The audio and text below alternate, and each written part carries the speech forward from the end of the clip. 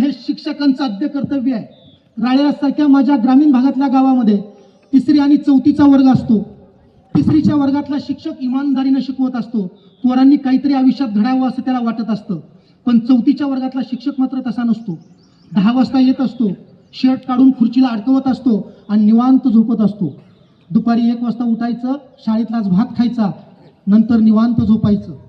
वर्षानुवर्ष असंच चालू असतं. 3रीच्या वर्गातला शिक्षक इमानदारीने शिकवत असतो. 4थीच्या वर्गातला शिक्षक येऊन शर्ट काढून झोपत असतो. आणि असंच एक वेळेस तो शर्ट काढून झोपलेला असतो आणि अशा वेळेस इन्स्पेक्शनचे साहेब येतात. अर्थात पोरं बाहेर खेळत असतात. पोरं साहेबाला बघतात. तसं ते गुरुजीकडे येतात. गुरुजी साहेब आलेत. आता हा शर्ट काढून झोपलाय. साहेब दरवाजात येऊन ठेपलेत. तोपर्यंत शर्ट घालणं सर शक्य नाही. पण गुरुजी मात्र चॅप्टर असतो. त्यानं बनेलवरती मांडी घालून बसतो आणि चालू करतो. याला मसल्स म्हणतात. ही बरगडी आहे, हिथं अन्ननलिका असते.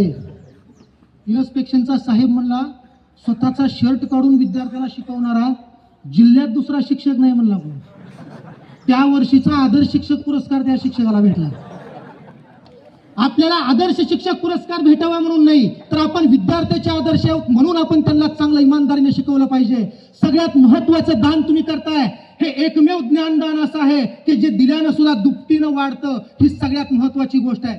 तिथं बसलेल्या सगळ्या विद्यार्थ्यांना माझं एक सांगणं आहे की मित्रांनो, श्रीमंत पैसा कमवणं ह्या गोष्टीकडे जास्त लक्ष देऊ नका.